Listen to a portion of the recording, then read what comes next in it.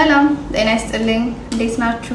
ቤተልሔም ነኝ ከቤተልሔም ሄልዝ ኬር ኮንሰልቲንግ። አይ ሆፕ አብዛኞቻችሁ ቲክቶክ ላይ ታቆኛላችሁ።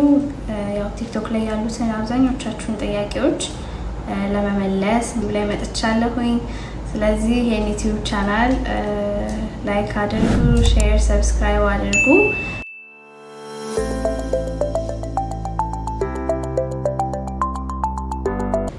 እንግዲህ በዚህ ፔጅ ብዙ ነገሮችን እንማማራለን ብዬ ተስፋ አደርጋለሁ። በተለይ የጤና ባለሙያ ሆናችሁ ስፔሻሊ ነርሶች ከኢትዮጵያ ወደዚህ ሚድል ኢስት ዩናይትድ አረብ ኤሚሬትስ መታችሁ መስራት የምትፈልጉ ፕሮሰሱ እንዴት እንደሆነ እኔ የመጣሁበትን መንገድ ባጭሩ አካፍላችኋለሁ ማለት ነው። ስለዚህ በመጀመሪያ እኔ ምንድን ነው ያደረኩት ወደዚህ ሀገር ለመምጣት ሳስብ በጣም መረጃዎችን ስሰበስብ ነበረ። ያው ለመምጣት ያሰብኩት ከዩናይትድ አረብ ኤሚሬትስ ካሉት ከተሞች ውስጥ ዱባይ ነበረ እና መረጃዎችን ሰበሰብኩኝ። ከዛ የሚያስፈልገኝን ዶክመንቶች አዘጋጀው። ከዛ ደግሞ ያው ኦፍኮርስ ገንዘብ ያስፈልገናል። ገንዘብ አዘጋጀሁኝ።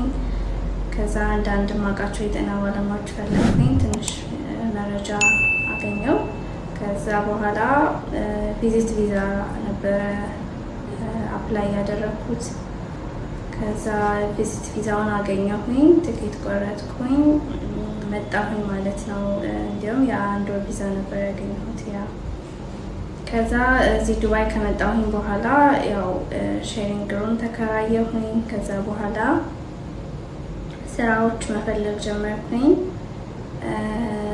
እና በሳምንቴ ከመጣሁኝ በሳምንቴ ኢንተርቪው አግኝቼ ነበረ። ምክንያቱም ጀስት በኢትዮጵያ ዲግሪ ነው የመጣሁት። ገና የዚህን ሀገር ፈተና አልተፈተንኩም ነበረ። ግን ሆም ኬር ካምፓኒ ለኢንተርቪው ጠርተውኝ አንድ ሶስት ቦታ ሄጄ ነበረ እና የሚጠሩት ገንዘብ በጣም ትንሽ ነበረ ማርኬት ላይ ካለው ላይ ሌሎቹ ማስታወቂያዎች ላይ ሳይ ብዙ ነበረ። እነሱ ደግሞ የጠሩልኝ ትንሽ ነበር። ስለዚህ አይ በቃ ስራ አገኛለሁኝ ምናምን ብዬ ተውኩት እሱንም። ከዛ በኋላ ሌሎችን ስራዎችን ስፈልግ ሁሉም ላይሰንስ ይጠይቁ ነበር። ዲኤችኤ ላይሰንስ ወይንም ያው አፕላይ ስታደርጉ ሁሉም ጋር ነው ስራ አፕላይ የምታደርጉት፣ አቡዳቢም ሌሎቹም ከተሞች እና ለዱባይ ከሆነ ዲኤችኤ ላይሰንስ ነው የሚያስፈልገው። ለአቡዳቢ ከሆነ ዲኦኤች ወይንም ሀድ፣ ሻርጃ ምናምን ሌሎች ከተሞች ደግሞ ኤምኦኤች ላይሰንስ ነው የሚፈልጉት። ስለዚህ እኔ ዱባይ ስለነበርኩኝ የዲኤችኤ ፈተናውን ለመፈተን ፕሮሰሱን ጀመርኩኝ እና ፈተናውን ወሰድኩኝ ማለት ነው። እና ያለው ልዩነት ምንድነው? ያለ ላይሰንስ ስራ ስትፈልጉ ያው ሆም ኬር ነው የሚሆነው።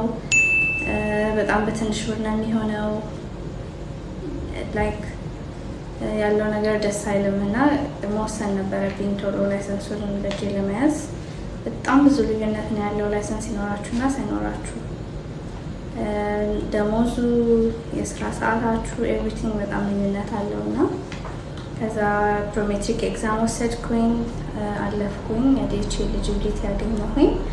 ከዛ በኋላ ላይሰንስ ካገኘሁኝ በኋላ ያው ስራ ጀመርኩኝ ማለት ነው።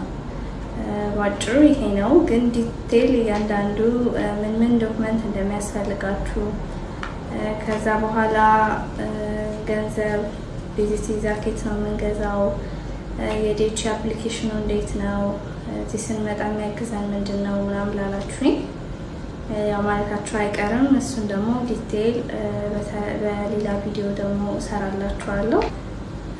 ያው መጥቼ ሆም ኬር ነበረ እኔም ስራ የጀመርኩት ለትንሽ ጊዜ እና እዚህ ስትመጡ አንደኛ ቪዛችሁን ማራዘም ስላለባችሁ ብዙ ወጪ እንዳታወጡ ላይክ ያገኛችሁትን ስራ ብትጀምሩ ዛትስ ፋይን።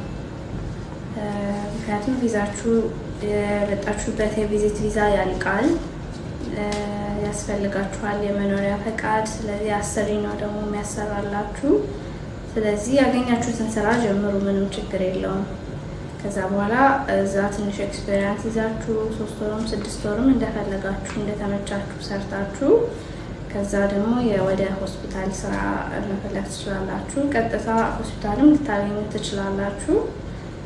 እና ዋናው በጣም የሚጠቅም ነገር ኢንተርቪው ነው። በቃ ኢንተርቪው ስንጠራ በጣም ተዘጋጅተን መሄድ አለብን። ያኔ ነው ስራ መቀጠራችንና አለመቀጠራችንን የሚወስነው። ኦፍኮርስ ሲቪም በጣም ቆንጆ ሲቪ ማዘጋጀት አለብን። በሀገር ውስጥ ስታንዳርድ የሆነ በጣም አጭር የሆነ ፎቶችን ያለበት ቆንጆ ሲቪ ያስፈልገናል። ያው ሲቪ የሚጠቅመን ሾርት ሊስትድ ለመደረግ ነው እንጂ ስራ ለማግኘት እሱ አያረጋግጥልንም። ኢንተርቪው በጣም ወሳኝ ነገር ነው። ኢንተርቪው ላይ ስንሄድ ነው የሚጠይቁንን ጥያቄ በደንብ ተዘጋጅተን ስንሄድ ከሚመጡት፣ ምክንያቱም ማርኬቱ ትንሽ ታፍ ነው፣ በጣም ኮምፒቲሽን አለ። ስለዚህ በጣም ተዘጋጅተን ነው መሄድ ያለብን። እኔ እንደውም ብዙ ጊዜ ሲሄድ ያው ብዙ ጊዜ ኤዥያን ናቸው ማገኘው። ኢንተርቪው ላይ ሲሄድ ብቻዬን አፍሪካዊ እኔ ብቻ መሆነው በጣም ብዙ ጊዜ እና ያው ኮምፒቲሽን አለ። ከእነሱ ጋር ተወዳድረን ነው ስራ የምናገኘው ማለት ነው። ስለዚህ በጣም ሬዲ መሆን፣ ማንበብ፣ ራሳችንን አፕዴት ማድረግ ይጠበቅብናል ማለት ነው። እና ዩቲዩብ ፔጃችንን ሼር፣ ላይክ፣ ሰብስክራይብ አድርጉ። የቀሩትን መረጃዎች ደግሞ በሌላ ቪዲዮ ሰራላችኋለሁ።